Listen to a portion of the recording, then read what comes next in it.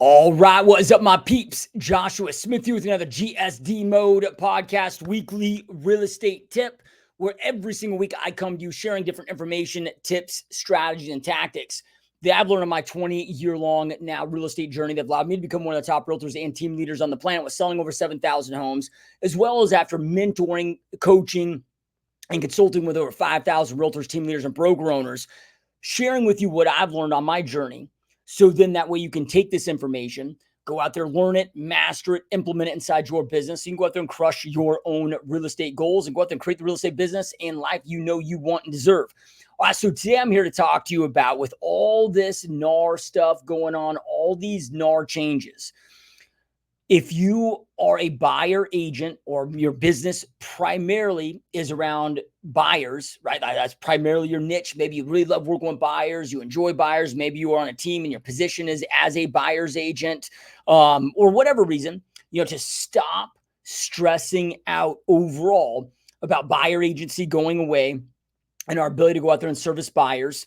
Look, with all of this NAR stuff, and the reason, let me first start off with this. The reason why I'm bringing this up today is I've had so many people reaching out, whether it's coaching clients, other agents, whatever, even some of my own agents within my own real estate company here in Phoenix, Arizona, reaching out that are just stressed as hell because they're like, oh man, I'm so freaked out. My business is 80% buyers, or whatever, whatever that percentage is, but the majority of their business, let's just say, is buyers. Like, I'm so stressed out. I'm so worried that buyer agency is going to go away and they're having trouble sleeping at night and whatever. I'm like, dude, just time out. Stop the freaking stress. What leads you to believe that buyer agency is going away? Oh man, with all this YouTube content, listening to these podcasts, my thing I keep telling them, I'm like, look, I've seen that stuff too. But every single person that I've seen create some type of BS, fear porn type of content about, oh, this is the death of buyer agency. This is the death of buyer. Like, they have some type of a freaking listing program to go out there and sell you. They're one of these, quote unquote gurus out there, which, look, might sound hypocritical because I'm a quote unquote guru. If people look at it that way, I don't really, I'm just a dude that sold a lot of real estate that's become one of the top in the game that, look, yeah, I share my knowledge and what I've learned here for you in the podcast. I also have paid coaching programs, and different, coaching, opportunities for others to be able to, for me to share my experience, with them on, but you got to understand that one of the quickest way to elicit behavior is through fear. So when people make you feel fearful, then it's easier to go out there and sell you stuff. And this is just a marketing tactic that's used in every single industry. They try to get you feeling guilty. They try to get you, operating from a place of fear, and thinking that they come in as the savior, right? So with this being said, with how the NAR stuff is structured right now, there's absolutely, at least in my opinion, I don't have a crystal ball, but as of right now, I have zero concern, and I recommend that you have zero concern of buyer agency going away. If anything, how this is structured right now, buyer agency is going to be more important. Now, I don't know exactly when this podcast is going to be released, but I'm recording this on August 3rd. Now, you might be like, oh, Josh, how the hell do you know these don't roll out till August 17th? Well, my market rolled them out early. So we had to roll these out full force, so we've already been abiding by these. All these new NAR stuff, all the new contracts, new buyer, like, we're already doing the business in the way that everybody else is going to be soon doing business. My state, my MLS rolled them out early, and dude, it's business as usual. We're daily getting buyers under contract, daily getting listings, right? Servicing our clients at a very high level on both sides. And look, with my real estate team here in Phoenix, and I'm not sitting there to say that listings aren't important, listings aren't great. I love them too. But we are, if you look at my business overall for the last 20 years, other than one 4-year short period during the market crash where we got in with all these banks and we're just doing an insane amount of REO and short sales foreclosure deals. And that 4-year brief period of time, my business was like 90% listings, 10% buyers. But that was a very crazy scenario situation. Outside of that, the other 16 years of my business, including right now, my business is very balanced. And I've always intentionally tried to keep it that way, where it's about 50-50, 50% listings, 50%, buy side. And we move a lot of units, man. Like, myself and my team, we've sold over 7,000 homes. So not just talking low unit count, but even so we're popping, 25 plus buyer deals every single month, right now in this market. So with how the changes stand right now, again, zero. I just want to lay that rest of concern. So stop freaking out about this. Now, I'm not saying in the future, other changes, we don't know what the future changes are going to be. All we can do is focus on the changes at hand right now. So I'm actually going to walk you through 8 different things that I recommend that you focus on and do. And don't freak out, like I'm not going to, so that's actually the first point. Stop stressing, stop freaking out, stop that stuff. But then here's what my recommendations are to change as a buyer's agent, to get honed in and get dialed in. Because look, with this, my experience so far in the short period of time that we've had with this, and based on all my experience with this and the knowledge that I have with this NAR stuff, which I've spent insane amounts of time researching, studying, and preparing for this, my belief is, and my experience is right now, is that buyer agency is going to become more important. Right. It's going to be more important to have great buyer agents, and it's going to be that much easier to stand out because there's just so many shitty buyer agents out there. Right. Okay. So before I jump into these 8 things, though, just real quick, look, if you're stuck inside your business and you do not know exactly what you need to do to get from where you're at to where you want to go. So if you're a real estate agent, if you're a team leader, if you are a brokerage owner, for about another month, I'm offering free coaching strategy calls. So this is going to be a Zoom call with you and I, 60-minute Zoom call, no strings attached. I have zero agenda on these calls other than to help you get dialed in. So from before we leave this call, I want to make sure that you have 100% full clarity on what you must do to make sure that your real estate goals are a reality. And I'm offering this to all amazing GSD mode peeps, all GSD mode, watchers, listeners of this podcast. I don't advertise it anywhere else other than here on the podcast. So this is for you guys. So if you want to take advantage of this free coaching call, where we can break down and look at your business, and then I can give you the roadmap, give you the blueprint of exactly what I recommend that you do to get from where you're at to where you want to go. If you want to take advantage of this, because I'm shutting these down as of September 7th. Not that I don't love doing them, because I really do. And I really love jamming with you guys. But right now it's taking up about 4 to 6 hours of my day. And I just don't have the time available to continue doing these. So, set a hard stop. September 7th. So if you want to take advantage of these before then, go to www.gsdmode.com/Zoom call. www.gsdmode.com/Zoom call. Wherever you're watching or listening, go to the the description or show notes, be the top link in there. Okay, so let's go through these 8 things. So this is speaking on the buy side of your business, whether you're a buyer agent, that's your dedicated position. Maybe you're, like me, where you're doing a bunch of both buyers and listers, but this is going to be, kind of more specific to the buy side. So number one, I already said this, so I'll be quick on this point, is just to stop stressing about it. It's not going to do you any good. Somebody asked me about this the other day, a good friend of mine. It's actually a good friend / coaching client of mine. And I told him, I was like, look, man, probably 99.9% of all the worries that I've had over my life have never came to fruition. So stressing, worrying, losing sleep, having anxiety, like creating all those unnecessary emotions, like it's just wasted time. Don't worry about this stuff. Because again, unless something dramatically changes and the DOJ comes in and just cracks it down, but with what's in place right now, what everything's been signed off on, approved with all this NAR stuff, I'm like, number one, with the scenario we have right now, there's not a chance in hell that this goes away. And again, like I said to you guys just a moment ago, like I told them as well, as if anything, it's going to become more important now. So number one, stop stressing on it. So then we can have your energy focus allocated onto the right things. And the other things I'm going to cover, okay, what can we do to be proactive? Okay, number two, now this is jumping into proactive things to go out there and make sure as this becomes more important, you're dialing this stuff in so you can become a freaking rock star buyer agent and go out there and help your clients at the higher level. You got to make sure that you are educated on the contracts and forms that your state, that your board is rolling out. What are the new processes? What are the new forms? One of the difficulties of this is that, okay, NAR came out with this proposed settlement, but there's a ton of vagueness in there. Yeah, right. So then every state has their own interpretation. Every broker might have different ways of operation. Every board might have different operations. So we're all kind of experiencing this differently. Like your different state, like your state's going to be different than my state, whatever. So like here in Arizona, like they rolled out, and this is a combination of like new and amended / changed, like 27 different forms. Okay, then me as a buyer's agent, and I got to know these as a listing agent too.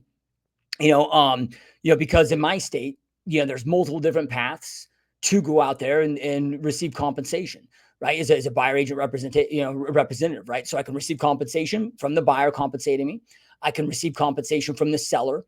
I can receive compensation from the agent. There's all special forms of all these different things. And based on the path that we can go, and it could be a combination of them. Yeah, right. Okay, like you might have your buyer paying you a percentage of that. You might have the seller paying a percentage of that. You might even have the agent paying a percentage of that. Well, in that situation, there's like 3 different freaking compensation forms I got to utilize and have in place to make sure I get paid and make sure everything's disclosed. And so you got to know, okay, what is the overall process? What are the paths? This is just creating a shit more, I mean, if we look at this, I was just did a company meeting with all my agents yesterday, and I've got the best office team manager, team leader. I know that, okay, Josh, you're the team leader, you got the team. Yes, that's true. But Ashley, who's been with me pretty much since day one, she was my first hire. That's just leveled up, and she pretty much runs the show, got her designated broker license, and she really, kind of manages our agents. But man, I'm so blessed to have her in my life. I mean, she's done more webinars, spoken with more attorneys than anybody I know in this space. Like, she knows this stuff inside and out. She's so over prepared. So we had a conversation yesterday with all of our agents, like really just, again, we're just beating this to death, making sure that everybody's over prepared for this stuff. But man, she's such a godsend to have that. But that's to the level that you need to take it. Like, you need to understand these documents inside and out, what these processes are. But like I was telling my agents on that training yesterday that we did, it's a private training. It's not available for public, which may not help you anyway, because it's Arizona specific, but I'm like, look, guys, like all of this, it's just a different path to the same damn result. Like, the net to the seller is going to be the same, what we're accustomed to. Like, a lot of this stuff is just semantics, but regardless, like, these different paths are going to create, we got to know a lot more. When it comes from forms and education, we got to educate our clients in a different way, but overall, like, costs are going to be the same. Net to the seller is going to be the same. Like, it all ends up being the same, now you might be like, well, Josh, that's not true. Cause what if the seller's not willing to pay compensation? Look, they never had to, maybe you didn't have to deal with this in your market, but I've been dealing with this in my market for a long freaking time. I mean, even, 2021, 2020, where, a seller was offering a $1 of a commission. Like shit like that. When they had 100 offers on a single property, a lot of these sellers are like, shit, why would I pay the buyer agent fee when it's not necessary? We're going to go out there and have 100 offers anyway. So we've been dealing with this for, quite a bit of time in my, my market with the volume that we do, so overall, make sure that not just the forms, but then what the processes are that you have to follow, that you have to take to ensure your client's covered and to ensure that you're getting compensated and whatnot. Okay, number 3, master your buyer consultation. Well, for whatever reason, I don't know why, our industry takes the listing presentation side seriously, but the vast majority don't have a world-class buyer consultation in place. This is something I learned 17 years ago. I was like, all right, just because I got sick and tired of buyers, burning me and whatever. And they didn't actually burn me. It was my fault. But I got sick and tired of being in those scenarios, like you're spending all this damn time with a buyer, working, showing 40 hours, you got 40 hours and to show them homes, take them out to lunch, spend all this time with them. Then all of a sudden they ghost you. And then all of a sudden you finally get a hold of them 3 weeks later and like, oh, we bought a house, went and walked through a new build, bought a house. And they're like, oh crap, that, right? Like, I got sick of that. I was like, okay, never again. That's my fault. I'm allowing this to happen. And I just had enough of enough. So at that point, I was like, okay, I'm going to develop a world-class buyer consultation process, just like I do in a listing presentation. And I am not going to commit to any buyer client that is not committed to me at the highest possible level, making sure that they're pre-qualified or proof of funds, making sure we got a buyer broker agreement in place, all of those different things, so for us, my team internally, like, this was a very easy transition because we've already had a world-class buyer consultation in place. We're able to convert 95+% of buyers into buyer clients on that immediate first consultation. There's less resistance anymore, even on a listing presentation, but you got to get this in place. Right. And a great consultation, whether it's buyer side, listing side, whatever, agent recruiting, a great presentation is going to do 4 things: inform and educate you on their goals and whatever their goals, their expectations, their timelines, but inform and educate them on the overall process, everything that they need to know. So inform and educate, articulate your value. So why should they choose you over the other, 2,000 or 10,000 or 20,000 agents in your marketplace? So you got to articulate your value, that you're the best person for the job. Number 3 should identify and handle any objections, aka concerns, and then boom, number 4 leads seamlessly into the close. So look at those 4 frameworks. Now you can sit there and assess, okay, do I have a world-class buyer consultation in place? Don't just have one in place. I want you to master it. I want you to get in your reps, practice it 2, 3, 4, 5 times every single day. Really get this in place. So then that way you can go out there and educate at the highest level.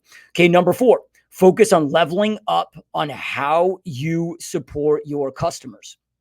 So this is going to become more and more important. And not just because of the NAR stuff, but because of the market that we're transitioning into. Because the vast majority of your markets right now, including my market, are going from the seller's market into a buyer's market. And we're seeing this unfold before our eyes. So with market changes, economic changes, whatever, it becomes really important of, okay, like what do we do to go out there and help our clients? Because why are they employing us? So we can go out there and help them achieve their real estate goals at the highest possible level. So what are all the different things that you do to go above and beyond for them that differentiates you from all the other agents? And what do you do to help them go out there and accomplish their goals? You got to not only got to have those things in place, but you got to make sure that you're articulating those things to them. I'll talk to buyers, our agents all the time. They're like, oh man, I got these clients, but we can't find them anything. And, I'm like, okay, well, what are you doing to find them? Oh, well, we're just looking on the MLS. Okay, well, if it's not on the MLS, like, what are you doing to go out there and find them an off-market deal?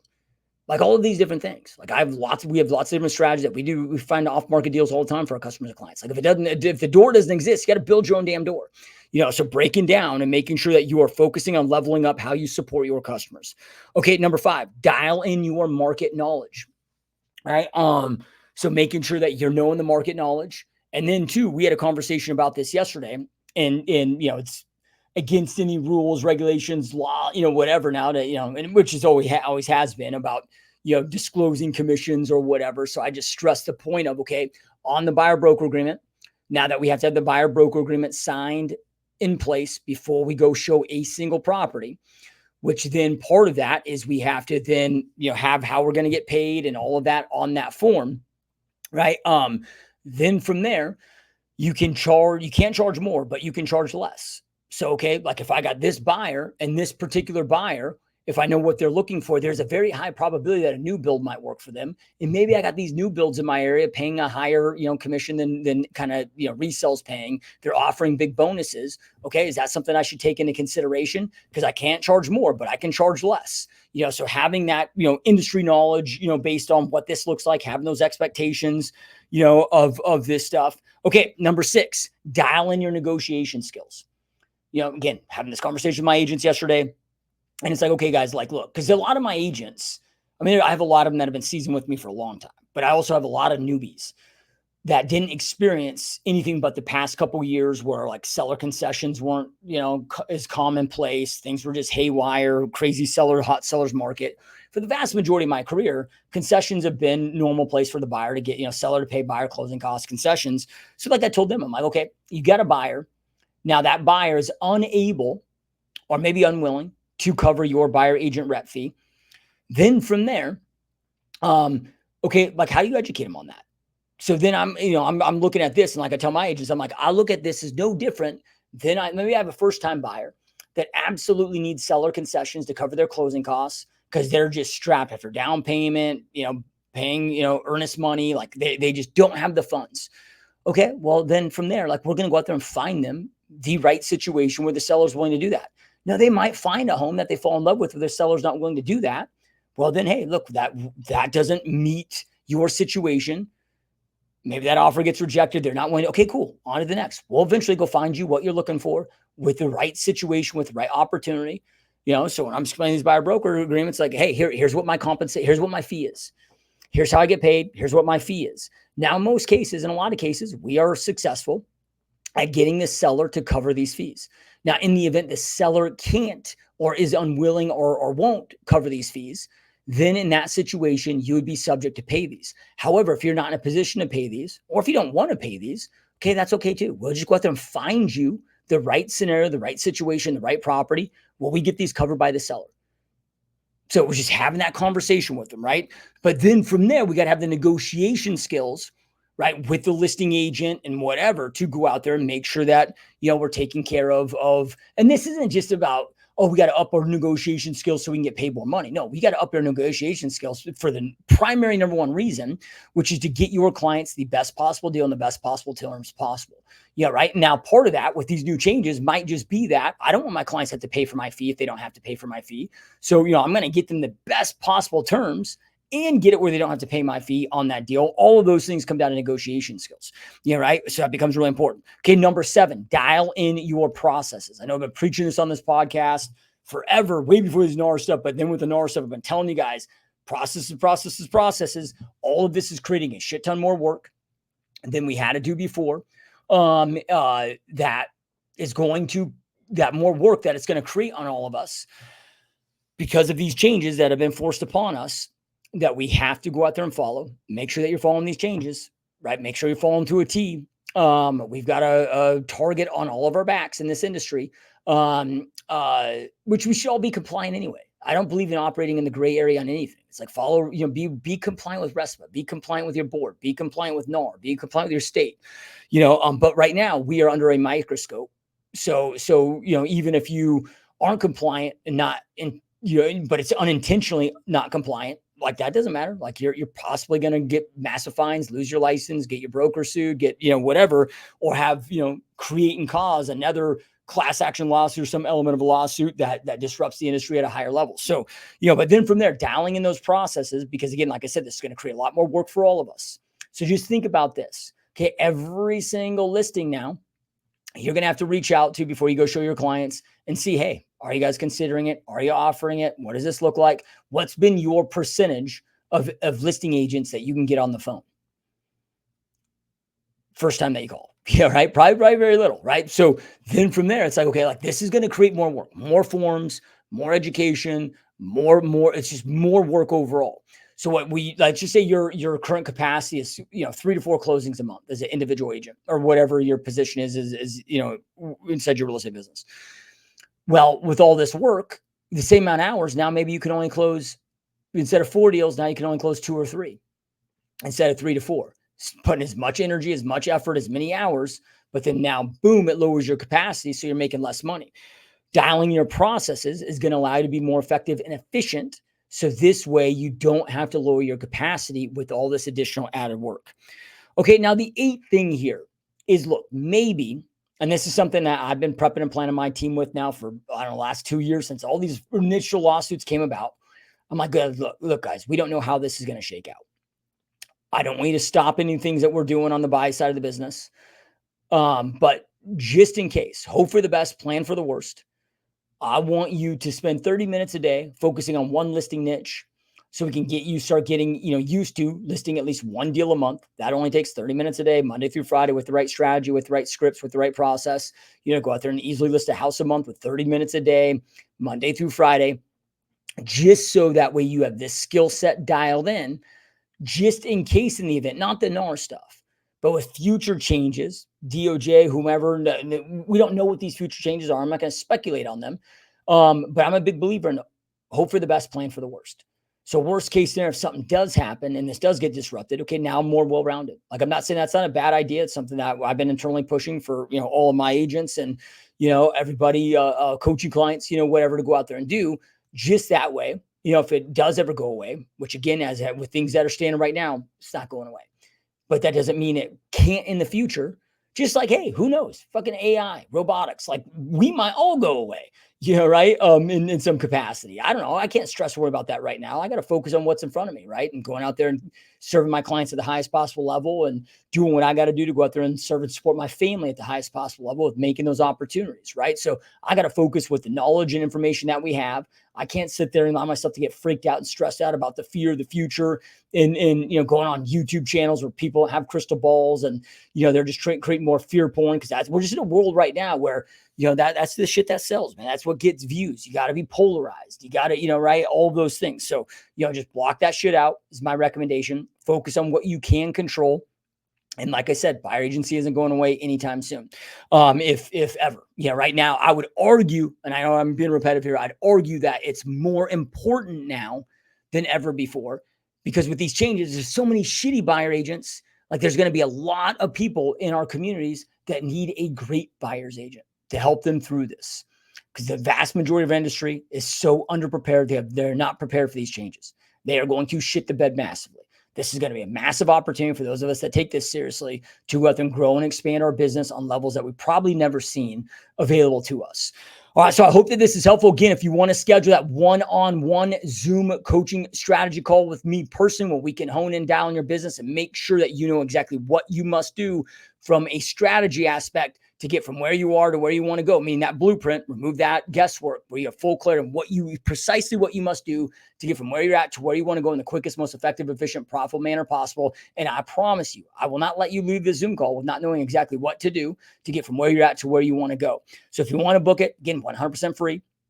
I have no agenda other than to help you out at the highest possible level. Yet the last couple minutes, I'm going to go through some of my coaching options that I have. And if it's for you, cool. If not, that's okay too. I don't have this very strict no pressure policy. I'm not going to beg you. I'm not going to hard sell you. I'm just gonna be like, hey, here's what I got. If something you're interested in, cool. If not, that's okay too. Maybe it's for you in the future. Maybe it's not. That's okay.